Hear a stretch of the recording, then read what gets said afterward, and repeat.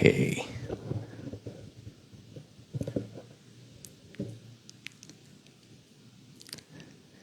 Oke, baik. Selamat malam teman-teman semuanya dan selamat datang kembali ke dalam acara Juice You Up yang dipersembahkan oleh YB Sekuritas. Dan bersama dengan saya Raymond Chow pada hari ini Rabu tanggal 9 April 2025. Dan di episode live kali ini kita akan berdiskusi, berbincang-bincang mengenai sebuah topik yang sangat hangat pada hari ini, yaitu judulnya adalah pasar kena rem. Portfolio jangan ikutan panik. Nah, malam hari ini kita juga mau membahas mengenai kondisi pasar yang mungkin banyak bikin kita menjadi galau ya. IHSG sama seperti pasar modal secara global itu saat ini menghadapi begitu banyak tekanan yang sangat besar sekali. Saham-saham unggulan pun menjadi berguguran, banyak yang berguguran dan mengalami koreksi. Tapi pertanyaannya adalah, apakah portfolio kita juga harus ikutan panik? Saya rasa tidak ya. Oleh karena itu pada malam hari ini kita mau bedah bersama-sama kenapa pasar itu terkoreksi, apa yang jadi pemicunya, sektor apa yang terdampak, dan juga tentu saja strategi apa yang bisa kita lakukan untuk menyikapi kondisi seperti hari ini. Nah, tanpa berlama-lama lagi, kita mau langsung saja invite Pak Aswin dari YB Surabaya Trade Advisor untuk berbincang-bincang bersama dengan kita pada malam hari ini.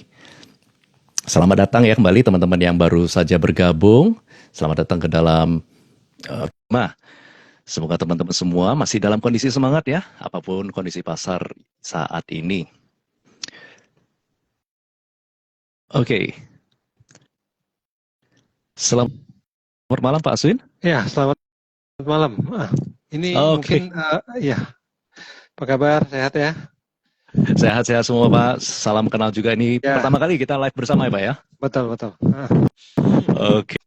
Semoga semuanya dalam kondisi pasar saat ini Pak. Tadi pasar sudah sempat menguat sejenak ya, tapi tiba-tiba sedikit merosot kembali. Nah, lalu pada hari pertama pembukaan perdagangan IHSG itu kan sempat mengalami trading hold minus 9% langsung. Dan sampai saat ini tekanan jual itu juga masih terasa Pak. Gimana menurut Pak Aswin update pergerakan IHSG pasca liburan ini? Ya, kemarin kan memang terjadi ini ya, trading hold tuh rasaku menit pertama ya. Cuma jalan beberapa detik terus langsung udah hold ya. Nah, ini memang udah kelihatan market memang sudah mengantisipasi ya. Jadi tapi habis dibuka setengah jam setelah itu kan berangsur pelan-pelan rebound ya. Nah, memang indeks sempat menyentuh angka low ya di 5882 ya. Ya, tapi setelah itu relatif volatile sih. Nah, turun tapi udah dalam batas yang cukup terukur lah ya. Nah, jadi posisi ini memang kalau kita lihat IHSG ya, kan sebenarnya dalam beberapa hari sebelumnya kan kita lihat market Asia terutama ya, US Asia ini sebenarnya Indonesia termasuk ketolong juga sih. Ketolong libur karena memang beberapa hari sebelumnya kan kayak kita lihat indeks Nikkei, Hang Seng, ya STI semua itu rata-rata rontoknya luar biasa ya. Jadi kalau memang itu koreksi tajam lah ya. Jadi koreksi IHSG ini memang sudah kayaknya udah terantisipasi dan relatif terukur ya, karena kebetulan memang pada saat dibuka kemarin pasar Asia memang ada sedikit rebound tipis ya memang ya. Jadi ya boleh dikatakan ini sedikit banyak membantu lah ya. Kalau kita lihat kondisi hari ini ya, pergerakan hari ini ya, bursa Asia rata-rata memang masih lanjut ya koreksinya, ya, dan IHSG menjadi salah satunya. Jadi karena kita lihat IHSG memang terbentur di tengah-tengah di antara dua raksasa yang sedang perang seperti itu. Betul Pak. Jadi kelihatan memang gelombang koreksi ini ya trennya masih akan berlanjut sih kalau saya lihat ya. Kita masuk ke masa-masa yang penuh dengan volatilitas ya, seperti itu. Selama bertahun-tahun ya nih Pak Aswin sudah berpengalaman di dalam pasar saham ini, pernah nggak sih langsung opening itu langsung trading hold itu Pak? Nggak pernah, ini baru pertama. Ini baru pertama kali Pak ya? Ya, tapi ini pengalaman bagus lah ya. Kalau kita lihat, soalnya hari ini juga banyak nanya saya, Pak, kira-kira support di mana, IHSG bisa ke berapa? Nah, ini agak sulit ya. Kita lihat support sementara ini yang terdekat saya lihat sih 5.700-an. Seperti itu. Wow. Ya. Tapi considering pasar dari bursa Amerika dan juga Eropa dan Asia, mereka juga mengalami turunan yang lumayan signifikan juga ya. Sedangkan IHSG, penurunan IHSG itu bisa dibilang cukup oke ya Pak ya? Tidak Ya, terlalu tajam ke bawah ya? betul-betul. Sebenarnya cukup oke ya. Karena memang kalau sebenarnya untuk saya lihat dari sisi fundamental Indonesia sendiri dibilang jelek sampai gimana enggak ya. Hmm, Dan memang yang tadi saya mungkin sharing ya, mungkin udah ketolong karena memang sentimen yang sedang panas-panasnya beberapa hari lalu memang ketolong oleh libur ya di Indonesia ya. Jadi oke. udah cenderung udah agak stable baru kita buka jadi lumayan Ya, lah ya. Mm-mm. ya, ya. Dan juga apakah ketolong juga karena kita sudah istilahnya kita sudah suri turun duluan gitu Pak dari awal Januari atau Ya, betul-betul. Memang indeks di Indonesia ya termasuk salah satu yang turunnya duluan dan udah cukup Hmm, lama sih, betul. hmm, Dibanding dengan yang lainnya. ya, ya. Jadi semoga penurunan ini sudah terbatas ya Pak ya. Semoga ya. Ya, semoga. Semoga. Ya, Oke, oke. Nah, ini kan seperti yang kita tadi barusan diskusikan, market secara global mengalami koreksi yang cukup tajam. Dan menurut Pak Aswin sendiri, apa faktor utama sih yang menjadi penyebab koreksi yang tajam ini, Pak Aswin? oke. Pertama-tama yang pasti perang dagang dan tarif ini ya. Hmm, Nah, baru hmm, aja kita kan mungkin tahu ya. Nah, Amerika katanya benar-benar mau menerapkan 104% dan hmm, apa China juga ya. Jadi kelihatan itu tit for tat hmm, ya. Jadi hmm, saling tidak apa ya tidak mau mengalah ya. hmm. Jadi semakin hari semakin memanas. Jadi ini yang menjadi apa ya isu utama ya. Nah, itu yang satu. Lalu isu yang kuat berikutnya adalah kondisi resesi ya. Kondisi resesi ya di mana di Amerika Amerika, Eropa boleh dikatakan ya udah masuk ke kondisi resesi ya. Hmm. Nah di China sendiri itu prospek ini ya perlambatan ekonomi itu sangat kuat ya. Jadi kalau memang Oke. kondisi seperti ini berjalan terus ya, saya lihat memang konsumsi dan permintaan ekspor akan menurun ya, yang mana Hmm, ekspor dari China itu pasti akan turun juga. Nah, terutama untuk itu nanti permintaan terhadap komoditi pasti akan turun. Nanti akan berpengaruh juga ya terhadap ISG. oke. Jadi makanya kita lihat di Indonesia ya sejak kapan lalu ya saya rasa sejak awal tahun ya. Hmm, Nah, itu yang namanya modal asing ya itu udah hmm, keluar secara masif ya. Nah, hmm. banyak yang kembali juga ke US ya. Nah, jadi makanya nggak ini ya nggak heran ya pengaruhnya ke rupiah juga sangat kuat ya. Ya, Nah itu mana rupiah juga all time high ya? ya betul betul. Tadi sedikit di bawah 17.000 ya repot Hmm, ya. Jadi di Amerika gitu ya sebenarnya mungkin saya juga baca ya ada satu yang CEO ya dari BlackRock ya, Larry Fink mungkin ya. Nah, dia oke. mengatakan bukan masalah kekhawatiran resesi. Sebenarnya resesi sudah terjadi di Amerika. Oh, oke. Ya, jadi apalagi perang tarif gini ya, Hmm, saya baca dari beberapa analis banyak mengatakan mereka skeptikal ya, tarif ini akan bisa membantu malah menjerumuskan. Jadi kalau saya lihat perang tarif ini nggak akan terlalu lama lah, karena ini akan hurt themselves ya, mereka sendiri ya, juga akan kesulitan baik. nanti. Ini Seperti berarti itu. lebih ke lose-lose situation ya, nggak ada pihak yang keluar menjadi pemenang gitu, Pak ya? Iya betul. Kalau ini diteruskan rasanya memang Amerika sendiri juga akan kesulitan nanti. Hmm, Mm-mm. ya, betul betul. Jadi semua koreksi ini apakah ini hanya murni sentimen dari eksternal yaitu salah satunya dari kebijakan Trump sendiri atau apakah memang ada fundamental ekonomi Indonesia dari domestik sendiri yang kurang bagus, Pak? Hmm, yang pasti faktor eksternal kuat sekali ya. Hmm, Secara fundamental sebenarnya yang tadi saya mungkin sharingkan ya, hmm, ekonomi Indonesia secara data yang kita lihat ya sebenarnya nggak, nothing is really bad gitu ya. ya, Cuman memang beberapa concern, misalnya belakangan ini kan kita baca kan ada penurunan penerimaan pajak ya. hmm, Nah, itu kan cukup turunnya cukup ini ya, itu bisa mengartikan adanya perlambatan ekonomi hmm, bisa. hmm, Nah, itu kan otomatis nanti akan berpengaruh terhadap defisit anggaran ya, pendanaan APBN itu kan akan kesulitan ya. Nah, itu satu. Lalu hmm, harga komoditi. Ya, ini yang cenderung menurun lah. Ya. Kita lihat harga-harga batu bara, nikel itu turunnya kan masif sekali Oh, ya. betul. Nah, Ya. ini akan karena memang Indonesia industrinya banyak di sana. Hmm. Kekuatan ekspor Indonesia kan di sana. Jadi ini pasti akan mempengaruhi ya. Nah, lalu kekhawatiran ekonomi nasional yang cenderung stagnan ya. Jadi ini rupiah juga turun ya. Jadi inilah beberapa faktor-faktor yang saya lihat bisa mempengaruhi sih. Baik. Saya juga baca kemarin itu Lebaran kemarin katanya daya belanja masyarakat turun 25% itu Pak, kalau salah. Betul, dan uang beredar juga turun banyak ya. Jadi ini mungkin bisa diartikan memang terjadi sebuah stagnasi ya. Okay. Jadi orang-orang mungkin nggak seperti dulu ya. Jadi orang-orang mungkin belajar juga dari pengalaman. Ya, contoh kayak Krismon dulu. Jadi orang-orang sekarang ya yang konsumsi juga banyak yang bisa ngerem ya. Nah, otomatis dengan begini ya konsumsi turun, otomatis kan produksi menurun. Nah, itu pengaruhnya domino sih. Baik. Tapi kalau nggak salah saya baca Ibu Sri Mulyani berkata kalau bulan Maret itu penerimaan pajak naik 9,1%, Pak. Oh, kalau saya tidak salah baca. Jadi nanti kita mesti lihat lah ya, secara setahun itu seperti apa. Oke, baik. Oke, kalau gitu seberapa dalam kira-kira Pak koreksi yang kita lihat ini masih bisa berlanjut, apakah di IHSG atau di pasar global sekalipun, dan gimana pandangan Pak Aswin itu untuk potensi pergerakan pasar modal ke depannya?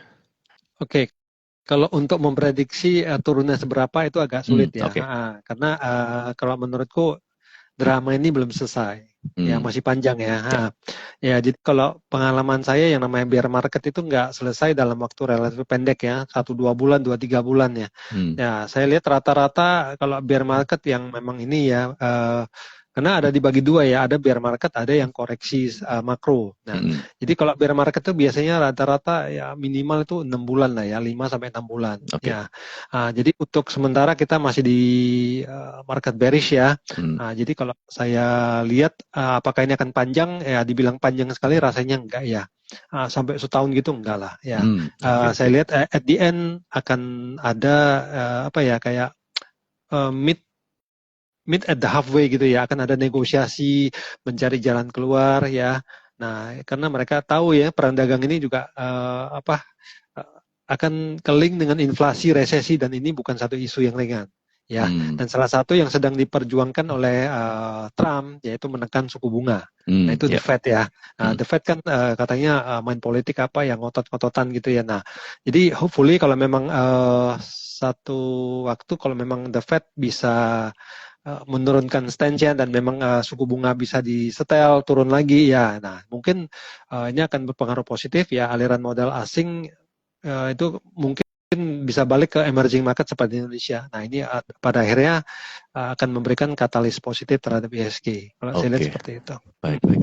Yang paling dekat itu kira-kira pengumuman Fed untuk naikin atau turunin suku bunga itu bulan berapa, Pak ya? Rasanya bulan Mei ya kalau nggak salah. Bulan Mei paling cepat ya. Oke. Berarti bulan saya baca depan Mei. Mei ya. Oke. Ya. Semoga ada angin segar buat pasar modal baik domestik maupun global ya.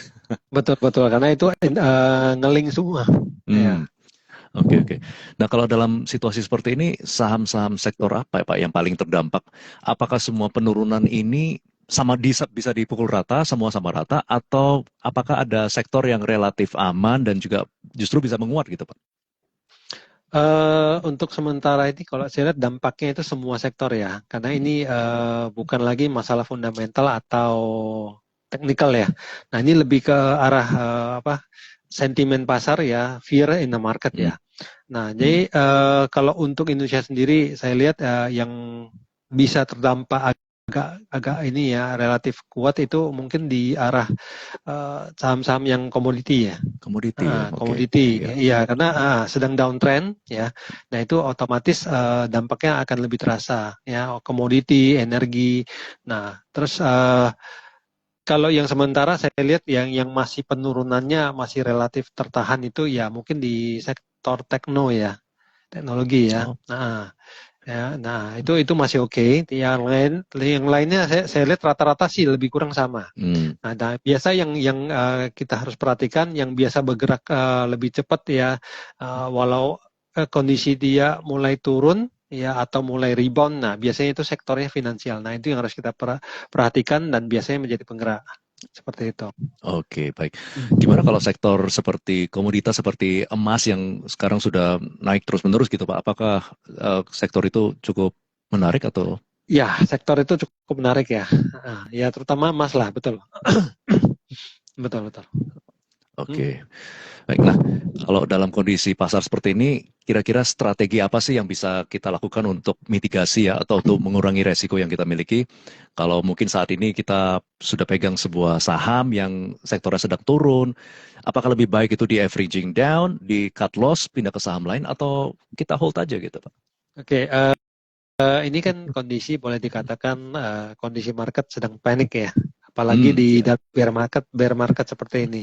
Jadi kalau kita view untuk fundamental itu sendiri maupun technical sendiri, ya itu nggak bisa dibaca. Ya, jadi karena psikologi pasar tuh sementara ini sangat berat. Jadi orang-orang udah kondisi gini nggak terlalu menggunakan common sense. Okay.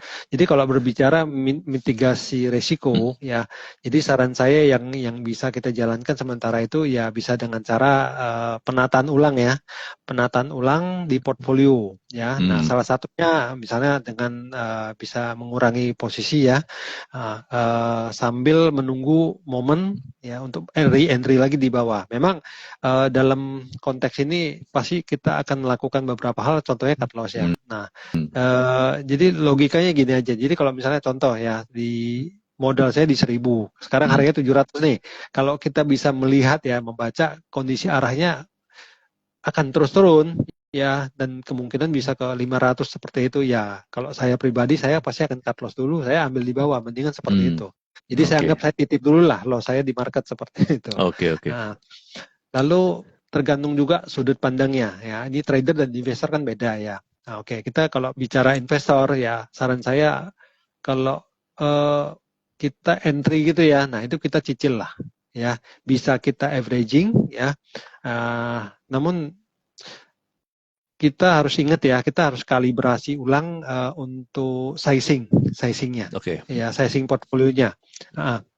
Lalu kita entry-nya, kalau saya pribadi biasa melakukan averaging, itu harus dengan satu jarak yang lumayan besar ya. Kalau nggak averaging nggak ada gunanya. Jarak tujuan besar saya, itu kira-kira berapa untuk Pak Sun? Kalau saya biasanya minimal 10-15%. Oke. Baik. Jadi kalau ada jarak yang lumayan, otomatis kan averaging bisa menyesuaikan modal saya turunnya lebih berarti ya. Nah, itu untuk investor. Lalu untuk swing trader gitu ya. Nah, untuk swing trader ya bisa lakukan fast trade ya, terutama bila harga-harga ada pressure. Jadi contohnya kayak kemarin lah. Kemarin lagi pressure-nya kuat sekali. Ya, kalau kita entry kemarin ya mungkin hari ini ada rebound ya, kita bisa lakukan intraday seperti ini, itu bisa menghasilkan profit ya. Nah, lalu untuk trend trader sendiri itu agak challenging ya, karena kita bicara tren ya. Tren sekarang kan rata-rata turun ya. Jadi untuk trend trader saran saya untuk wait and see dulu ya. Jadi kalau kondisi seperti ini, volatilitas banyak, tren nggak akan bagus ya. Ini akan menjadi tantangan besar bagi trader itu sendiri. Jadi yang paling oke sementara ini saya lihat itu semi invest lah ya, semi invest, value investing, either dua itu atau melakukan fast trading ya, fast trading misalnya scalping, intraday atau swing pendek. Oke. Nah, bagaimana dengan dividend play, Pak? Dividend play, nah ini kalau dividend play sementara, kita bicara dividend play kan kita bicara investing ya. Karena kalau kita trading, kita nggak melihat ke dividen. Karena kalau kita trading saham-saham yang menjelang dividen kan banyak hal-hal semisal dividen trap seperti itu. Nah, biasa itu dihindari. Jadi kalau kita bicara invest ya untuk dividen play sementara ini kalau saya lihat harga udah turun seperti ini, itu sangat menarik. Kita contohkan beberapa bank besar ya, contoh kayak BRI. BRI kan secara income, secara dividen itu naik terus kan. Nah, jadi kalau memang harganya turun, itu dividen yield-nya akan bagus sekali. Ya, terutama kalau kita bisa melakukan averaging di posisi kita ya. Nah, ini yang saya bilang ya. Jadi kalau misalnya untuk investor ya, ini kita cicil beli terus averaging di bawah. Nah, ini sangat menarik kalau buat saya. Ya, jadi kalau dividend play sementara ini sangat bagus ya untuk apa ya, kalibrasi capital kita lah, modal kita berapa, otomatis yield-nya lebih bagus seperti itu. Kita ngomong soal dividen kan besok tanggal 10 ada kumdetnya BRI, 11 kumdetnya Mandiri dan juga 12-nya BNI ya. Nah, kalau dari Pak Usin sendiri, apakah itu menarik nggak? Kalau dari sisi apa dulu nih? Kalau dari sisi investor, saya rasa sih cukup menarik ya. Ya, tapi kalau untuk entry cepat, nah itu biasanya dividend trap. Ya, biasanya akan terjadi koreksi. Jadi jatuh bangun sama ya. Ya. Ya, baik-baik. Nah, jadi saya mau tanya, ini kalau kita ngomongin bear market, itu syarat dari bear market itu apa tuh? Kalau saya biasanya sebuah indeks atau sebuah saham gitu ya, nah itu biasanya turun lebih, kalau dari saya ya, rule-nya setiap orang beda ya. Kalau rule-nya saya itu minimal kalau udah turun 35% dari ketinggiannya seperti itu ya. Nah, atau misalnya salah satu lagi adalah kita kan lebih ke teknikal ya. Nah, saya biasanya menggunakan trend line ya, trend line ya, atau moving average 200. Jadi kalau harga ya dari satu aset gitu ya udah tembus di bawah itu, nah biasa itu menurut saya itu masuk ke bear market gitu, seperti itu. Nah, bearish mode ya. Kalau saat ini tuh kondisi bear market itu kondisinya itu bisa menurut Pak Asun ya, dalam siklus makro panjang atau hanya koreksi dalam tren jangka menengah, kira-kira gitu Pak? Kalau saya lihat ini masih di tengah-tengah ya, masih di tengah-tengah. Jadi cuman feelingku akan panjang sekali, rasanya enggak ya. Rasanya enggak ya. Jadi kita lihat ya data historical dari bear market terakhir ini ya. Coba kita mulai lagi dari 2008. Jadi kalau di tahun 2008 itu ya, kita cerita sedikit nggak apa ya. Karena saya ngalamin ini nih. Itu dari Juli 2008 hingga Maret 2009. Nah, itu bear yang cukup panjang ya itu ya, termasuk salah satu yang panjang. Nah, itu di dalam 8 bulan ini IHSG itu turun ya lebih dari 60%. Nah, ini benar-benar big bear ya. Nah, ini lalu kita lihat di 2015 itu Mei hingga Oktober. Nah, itu 2015 ya. Nah, ini boleh dikatakan koreksi tren lah ya, koreksi tren jangka menengah. Ini 6 bulan ini down-nya sekitar 27%.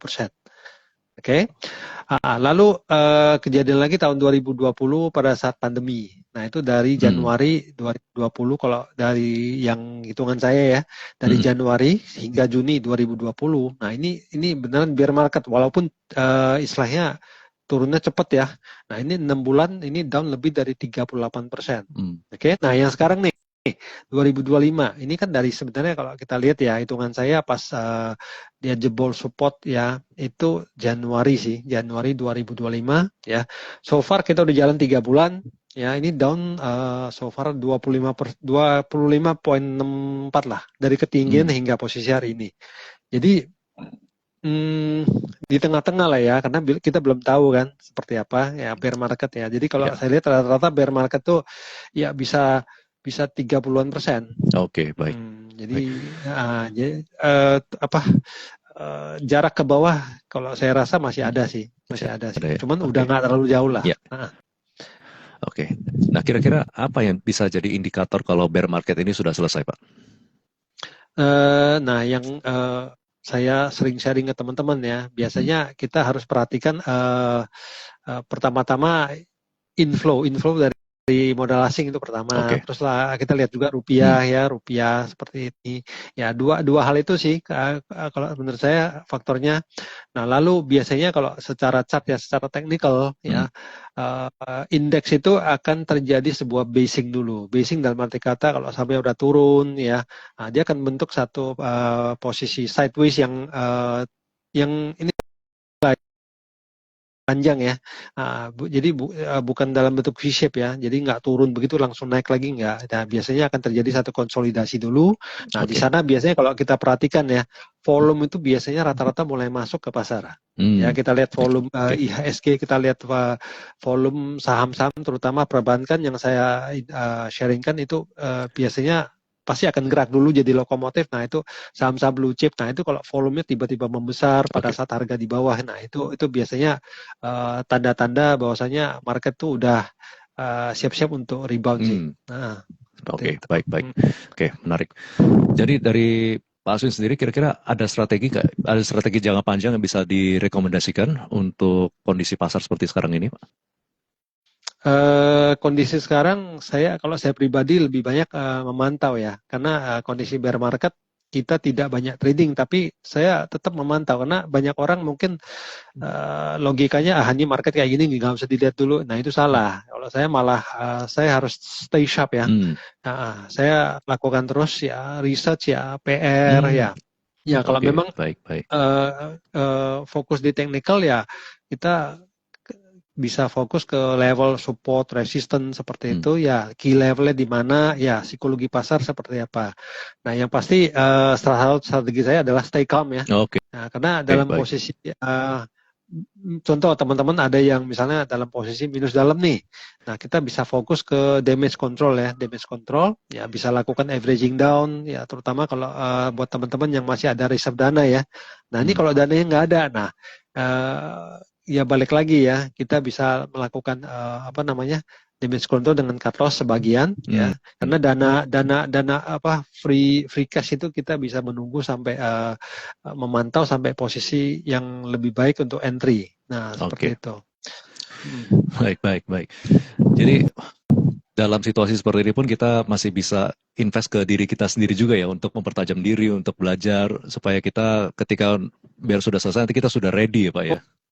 Oh iya ya, jadi sebenarnya saya terakhir-terakhir ini banyak melakukan research dari apa yang terjadi misalnya pada saat pandemi lalu ya. Nah itu bagaimana pada saat itu kita mendapatkan windfall profit dari sana gitu loh. Nah jadi salah satunya ya itu kita untuk teman-teman mungkin ya kita bisa dipaksa lah bahasanya, dipaksa merubah target trading ya, dari trading mungkin menjadi semi invest ya, kalau udah nyantol gitu ya. Kita perhatikan lah ya, misalnya posisi saham-saham yang fundamental yang nggak kaleng-kaleng ya, contoh pada saat pandemi tadi ya. Nah rontok-rontok pada akhirnya pulih dan akhirnya malah naik berlipat-lipat seperti itu. Jadi intinya harus bersabar ya. Yang lalu buat teman-teman yang bersiap-siap untuk new entry ya, ini posisinya saran saya sementara jangan all in lah, karena kita nggak tahu bottomnya di mana ya. Terutama setting stop loss itu penting. Oke. Baik. Ya. Jadi kan mungkin di sini teman-teman atau ya saya termasuk juga sih, portfolio merah terus kita dengar berita negatif hampir setiap hari ya, terus bermunculan gitu. Gimana caranya Pak kita bisa membangun sebuah atau menjaga mindset jangka panjang supaya kita itu tetap rasional dan kita tuh nggak menjadi emosional gitu. Oke, ini saya cerita, nah mungkin salah satu yang saya sering share ke teman-teman ya. Nah ini pertama-tama kita harus punya wawasan yang lebih luas ya, karena bear market ini biasanya nggak akan selamanya. Betul. Oke. Nah logika cut loss ya, kita harus lihat cut loss ini sebagai satu proteksi diri lah ya dari logika berbisnis. Jadi jangan berspekulasi. Ya, jadi saya sharing misalnya contoh salah satu saham pada saat pandemi lalu ya. Nah, itu sahamnya ITMG. Oke. Nah, pada saat itu kalau kita perhatikan mungkin teman-teman bisa cek di chart ya. Nah, itu pada saat itu low-nya itu di 5.650. Nah, itu pada bulan Maret 2020. Ya, nah saya sebut lah ya, walaupun saya punya posisi cut loss ya pada saat itu ya, saya nggak belilah di low inilah ya, 5.650 saya nggak beli di sana lah. saya anggaplah saya beli di 8.500, anggaplah ya, udah naik begitu saya baru masuk ya. Nah, teman-teman mungkin tahu nggak, itu 2020 ya, anggap saya beli. Nah, teman-teman tahu dividen tahun 2021 itu 4.258.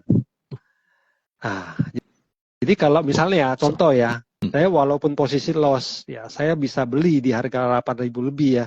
Nah, saya tahun berikutnya saya mendapatkan dividen 50% loh. 20%, luar biasa. Nah, ya, itu modal saya anggaplah 8.500. Lalu dividen 2022 itu 10.500. Wow. 2023 dividen 4.400 dan dividen tahun lalu itu relatif kecil ya, itu 2.975, itu aja masih 30 sekian persen. Nah, inilah bagaimana kita melihat ini ya. Jadi kalau udah tahu begini ya, kita otomatis kan nah kita harus jangan emosional lah, bagaimana memanfaatkan keadaan untuk itu seperti ini.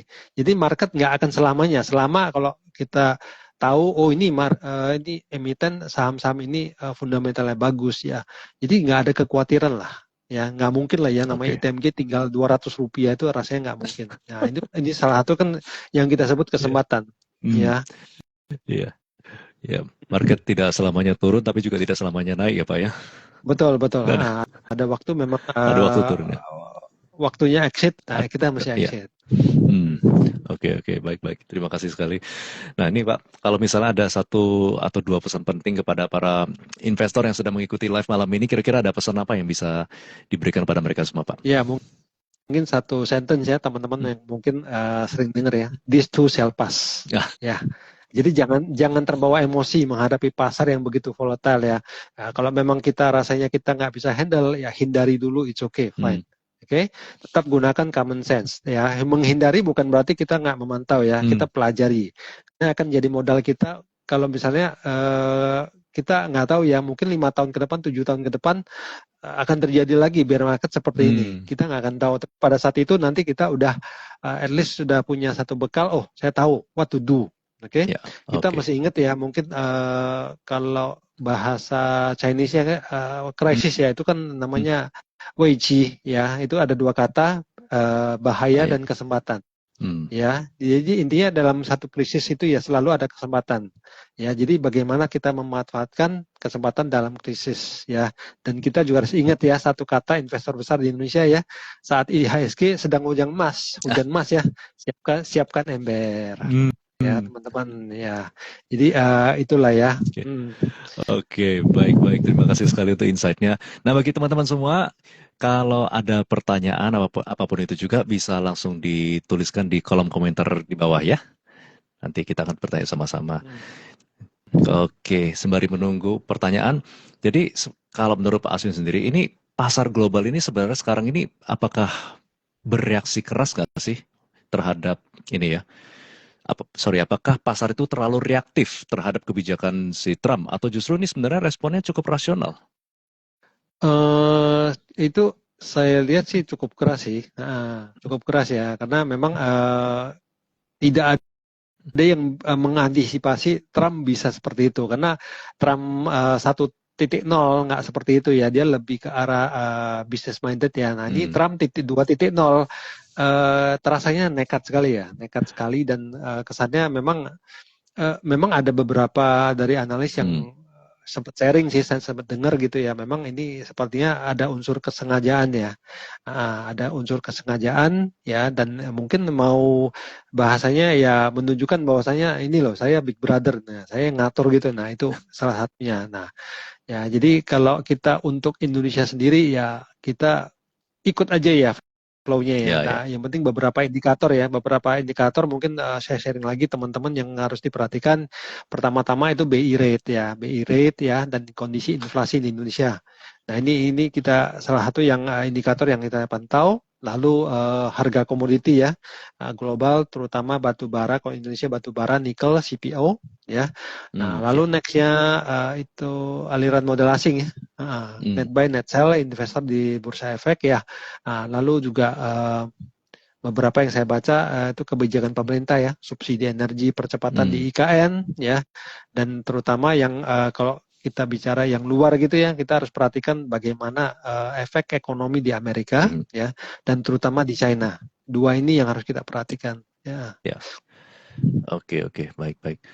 Ini ada pertanyaan pertama dari Tanu Yeti. Gimana saham-saham Konglo, Pak? Saham-saham Konglo rasanya ini ya, memang kalau kita bicara itu saham-saham ini kalau memang jatuhnya nanti cukup murah, kalau menurut saya itu cukup menarik ya. Jadi terutama saham-saham Konglo lah ya, itu pasti kalau bahasanya itu pasti akan di maintain ya, dijaga ya. Tapi sementara ini kalau kita untuk masuk, kita tetap harus lihat dulu ya sentimen pasar, karena sentimen pasar ini sulit ya. Jadi kadang-kadang untuk nahan sebuah, teman-teman tahu nggak sih, untuk nahan sebuah harga nggak turun gitu ya, melawan begitu banyak tekanan jual, itu kita harus sediakan dana seberapa besar. Dan Konglo itu juga, kalau saya sendiri loh ya, sebagai Konglo, saya pasti punya ini ya, punya stok cash ya. Saya juga bisa melakukan buyback, tapi saya tunggu harga murah seperti itu kan. Nah, biasanya kalau begini dia akan dibiarkan untuk turun jauh di bawah ya. Jadi semakin murah ya semakin baik ya. Jadi saran saya buat teman ya, saham-saham Konglo oke ya, tapi sementara jangan asal masuk dulu. Oke, tetap inilah ya, perhatikan level-level support seperti apa. Karena kondisi ini balik lagi ya. Kalau kita bicara bear market ya, itu technical atau fundamental itu nggak akan efektif ya. Walaupun ini fundamental bagus dan sebagainya, ya tetap aja jatuh gitu loh, seperti itu. Nah, jadi berhati-hatilah. Ya, baik. Oke, terima kasih untuk pertanyaannya. Semoga menjawab untuk Tanu Yeti. Terima kasih juga sudah bergabung bersama-sama. Oke, Pak, saya mau tanya, kalau kira-kira dengan sektor yang saat ini yang paling rawan terkena tekanan lanjutan akibat dari kombinasi pelemahan global, penguatan dolar, tekanan suku bunga. Kira-kira kalau sekarang ini pelemahan itu sudah price in belum ya, Pak? Saya rasa untuk jarak ke bawah masih ada loh ya, kalau saya lihat ya. Jadi kayak contoh misalnya kayak dulu ya saat pandemi gitu ya. Nah, mana ada yang nyangka gitu ya, batu bara itu bisa sampai berapa? Sampai 30-an itu. Nah, itu kan kayak dulu saat Trump ya, seingatku itu harga oil pernah minus ya. Nah, itu kan sesuatu yang sebenarnya nggak mungkin dan nggak bisa diprediksi seperti itu. Jadi kalau saya rasa jarak ke bawah masih ada, walaupun udah nggak sekencang ini, tapi ya pelan-pelan masih ada jarak ke bawah lah kalau menurutku ya. Oke, baik. Karena sekarang faktornya ini kan trade war ya. Jadi tujuan Amerika memang untuk memukul ekspornya China ya. Karena saya pun juga punya teman ya, dia salah satu pedagang umum ya, general trader gitu ya, jual-jual apa gitu ya, barang-barang China ya. Dia mengatakan ke saya, sekarang barang-barang China itu kepukul sama tarif begitu ya. Jadi banyak barang ya, pembelinya nggak ada. Dan memang tujuan Amerika itu untuk menghajar ekspor ini. Nah, kalau memang ekspor begini, otomatis kan saya juga dengar ya, katanya cerita banyak pabrik-pabrik ya di China itu ya, itu mulai berhenti bekerja. Banyak. Jadi dengan begini kan otomatis konsumsi listrik ya, konsumsi energi, batu bara ya, apalagi yang namanya itu ya, electric vehicle ya, mereka pasti ngerem. Nah, udah begini kan otomatis untuk Indonesia sendiri ekspor nikel ya, nanti batu bara. Nah, itu kan pasti akan terpengaruh. Nah, itu makanya saya bilang jarak untuk ke bawah ya kelihatan masih ada. Oke. Ya. Jadi memang dampak dari tarif ini bukan hanya tercermin di pasar modal aja, tapi bisa tercermin juga nanti bisa dampaknya itu bisa mengalir ke sektor real juga ya, Pak ya? Oh, bisa sekali. Nah, ini yang kita khawatirkan juga nanti salah satu pengangguran kan, karena ekspor kayak begini kan pasti akan ketahan, gitu loh. Pengaruh banget. Betul. Saya juga ada beberapa teman yang kira pabriknya harus stop ekspor ke Amerika karena belum ada kejelasan dari tarif yang dikenakan ke Indonesia ini ya. Katanya kan mau delegasi mau negosiasi tapi belum ada kabar ya, Pak ya. Betul lah. Saya tadi juga baru baca ya, itu ada, saya nggak tahu ini, tapi rasanya ini cukup ini sih. Trump sempat mengatakan bahwasanya ini delegasi dan intention dari Indonesia untuk negosiasi tarif ini nggak serius katanya. Oh Nah, gitu. seperti itu ya, seperti itu. Saya ya mungkin nanti kita lihat lebih lebih jauh ya. Iya, iya, iya. Karena ini ya, karena dari data juga katanya ekspor Indonesia ke Amerika itu tidak terlalu signifikan, katanya cuma 10% dari total ekspor Indonesia ya, Iya, dan juga ya, dua. ya, ya. Saya lihat datanya memang seperti itu. Memang Hmm, nggak terlalu besar gitu loh. Betul. oke. Ini ada yang bertanya Pak dari Dwi Afrianto. Jadi di Porto banyakin saham apa Pak? Kalau saya lihat sementara ini, kalau saya loh ya, Hmm, saham-saham yang underprice ya, misalnya perbankan sih, saya lebih ke perbankan. hmm, Karena kalau menurut saya saham-saham kayak BRI ya sebenarnya itu bukan saham jelek, hmm, karena balik lagi secara fundamental ini perusahaan-perusahaan bagus, hmm, oke? Perusahaan-perusahaan bagus, net income terus bertumbuh, dividen juga hmm. tetap stabil dan terus meningkat ya. Namun harganya terus jatuh. Nah, saya lihat memang secara inflow ya. Uh, Banyak yang sudah mulai kolek ya. Ya, oke. Saya rasa ini salah satu saham yang cukup menarik. Jadi kalau saya boleh sarankan untuk perbankan sih masih boleh ya. Sementara ini lebih fokus ke sana dulu. Oke. Dan perbankan ini tentunya di big caps-nya aja ya Pak ya? Yes, big Di, cap. Betul. Saya di lihat big banks itu ya? yang betul, big banks yang volumenya mulai cukup meningkat signifikan Hmm, ya di harga-harga di bawah ini, terutama BRI, BCA, dan BNI lah. Bank oke, Danamon juga lumayan. oke, Bank oke, Danamon juga lumayan. oke. Nah ini disclaimer Pak. Kalau misalnya Hmm. Pak Aswin sendiri punya uh, cadangan modal yang cukup cukup mumpuni ya. Hmm. Kalau saat ini kira-kira saham apa Pak, sektor apa yang saat ini sedang diperhatikan sama Pak Aswin? Apakah perbankan itu juga termasuk ya? Yes, termasuk perbankan ya. Dan ada beberapa ini sih, beberapa saham yang menurut saya relatif udah murah sekali Hmm, ya, dan saya terutama yang saya lihat ya ada beberapa yang sampai PBV-nya cuma 0,2 sekian gitu loh, padahal ini perusahaan cukup besar ya. Nah, oh, oke, seperti itu. Nah, jadi kalau bahasa bahasa satu investor itu salah harga seperti itu ya. Nah, oke. saya lihat juga, jadi nggak asal lihat cuman itu sih. Saya lihat apakah ada inflow nggak. Nah, inflow ini bisa bisa dari big players ya, juga bisa jadi dari pengendali sendiri. Kadang-kadang ada yang Hmm, buyback seperti itu bisa jadi. Ya, tapi kalau misalnya saya sebagai manajemen, saya mau lakukan buyback, otomatis kan saya harus yakin dulu terhadap intern perusahaan saya sendiri kan gitu. betul.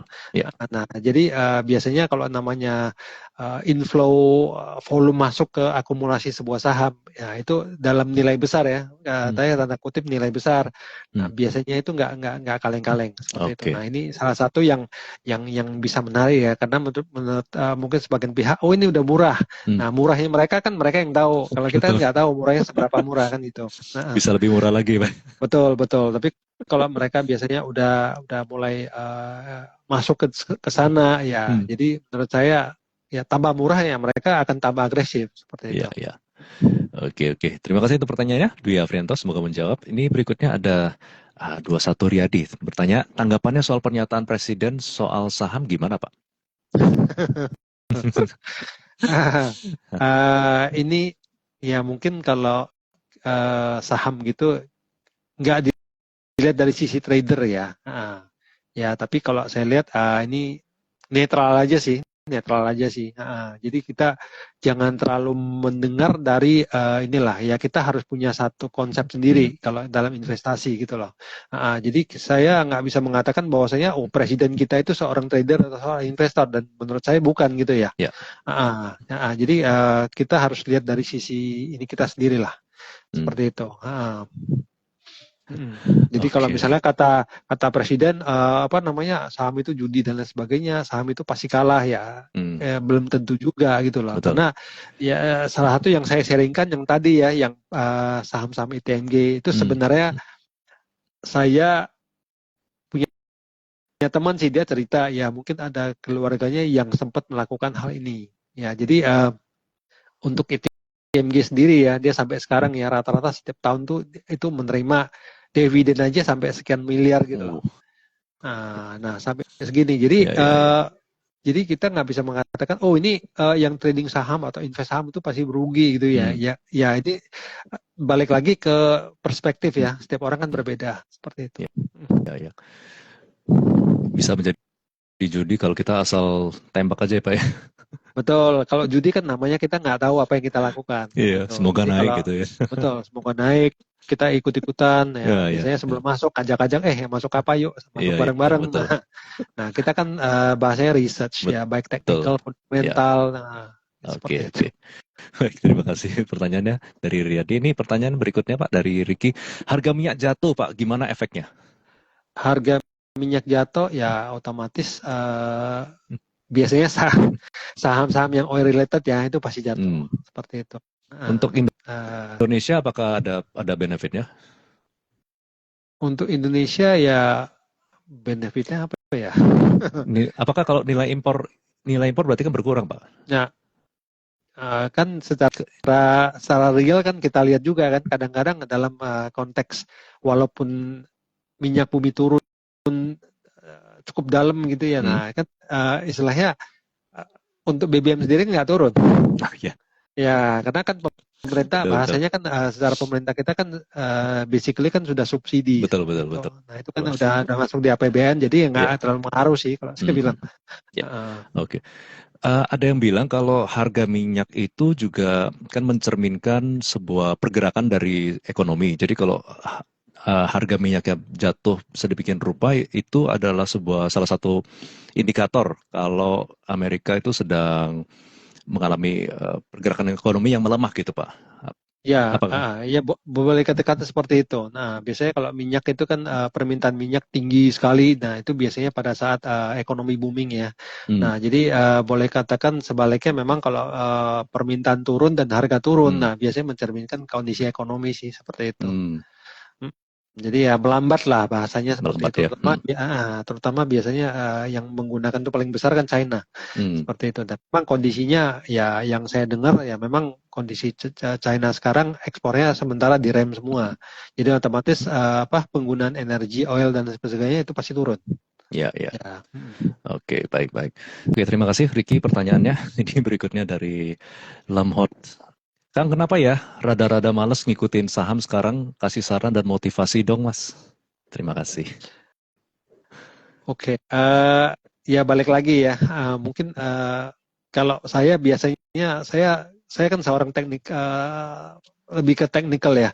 Nah, saya contohnya kayak tadi ya. Saya berusaha memotivasi diri. Biasanya saya sharing ke teman-teman ya. Bagaimana sih caranya mereka yang bisa besar ya dari saham seperti itu. Nah, biasanya masa-masa krisis kayak gini itulah timing yang paling tepat ya. Nah, jadi kita bilang contoh salah satu investor di Indonesia ya, Lo Keng Hong itu ya. Nah, itu juga sama kan. Nah, tapi istilahnya mereka perlu satu rentang waktu ya. Nah, bersabar gitu loh dan terus belajar seperti itu. Nah, jadi bukan berarti Lo Keng Hong itu pasti selalu 10 sahamnya benar semua. Kadang-kadang dia juga ada yang cut loss gitu loh. Tapi itu kan bagian dari bisnis seperti itu. Ya. Oke, baik. Berarti jangan berhenti belajar juga ya. Yes, betul. Ya. Oke, baik. Oke, ini saya ada satu pertanyaan terakhir karena sudah pukul 20.19. Iya. Ciri-ciri dari Ricky, ciri-ciri tanda saham sudah mau reversal apa saja Pak? Biasanya gini ya, dalam konteks bear market ya, terutama saham-saham yang turun seperti itu ya. Nah, jadi ada satu rentang waktu di mana saham ini turun ya, biasanya tidak dibarengi oleh volume yang besar. Biasanya seperti itu. Jadi kalau bahasa istilah sederhananya ya, ini murah pun nggak ada yang mau kan bahasanya gitu ya. Jadi kenapa? Karena orang melihat ini belum murah. Nah, jadi kalau misalnya ya contoh kita melihat ini, oh ini udah murah nih. Nah, biasanya itu pada saat tertentu ya udah turun di satu titik akan mulai masuk inflow. Nah, itu kita bisa lihat dari posisi volumenya. Jadi kalau saya lihat itu simple. Volume di atas kalau sangat besar, ya itu biasanya menandakan distribusi di mana orang-orang banyak yang menjual di harga atas. Tapi kalau sebuah harga udah turun di bawah sekali dan mulai masuk volume besar, nah itu biasanya tanda-tanda reversal sudah mulai. Oke. Nah, terutama kalau untuk saham-saham di IHSG biasanya ya lokomotifnya itu ya awal-awal yang pergerakan itu biasanya saham-saham perbankan dan blue chip. Oke. Nah, itu biasanya mulai bergerak dulu. Nah, jadi kalau kita bisa perhatikan volume-volume di saham-saham seperti itu, nah biasanya kalau kita bicara dana-dana besar ya, modal asing segala macam, mereka kan sangat suka untuk saham dari saham-saham seperti itu, terutama blue chip, terutama saham-saham perbankan ya. Nah biasanya kita melihat, oh ini volume udah besar gitu ya, kita lihat, oh ini flow masuk, nah ini tanda-tanda biasanya awal-awal reversal sih seperti itu. Oke. Baik, terima kasih. Semoga menjawab untuk Ricky pertanyaannya. Dan ini ada dari saham BCB, JUC Sekuritas makin jos fiturnya. Ya, sekarang JUC sekarang sudah berganti nama menjadi YB Sekuritas ya. Ya. Dan terus ganti nama tetap makin jos fiturnya. Oke. Baik, kalau begitu waktu sudah menunjukkan pukul 20.21. Kita sudah waktunya pamitan dari live ini. Terima kasih sekali Pak Aswin untuk segala insight yang sudah diberikan dan juga terima kasih teman-teman semua yang sudah turut bergabung bersama-sama di malam hari ini. Dan bagi teman-teman semua yang mungkin belum bergabung di Sekuritas Smartphone juga bisa bergabung juga dengan YB Sekuritas. Dan kalau Anda juga melihat Pak Aswin sebagai mentor yang tepat buat kalian juga bisa langsung bergabung ke YB Surabaya Tradevisor. Benar ya Pak ya? Iya. Oke. Ya. Kalau begitu bersama dengan saya Raymond, bersama dengan Pak Aswin, kami mohon pamit terlebih dahulu. Selamat malam semuanya, sampai jumpa. Selamat malam, sampai jumpa.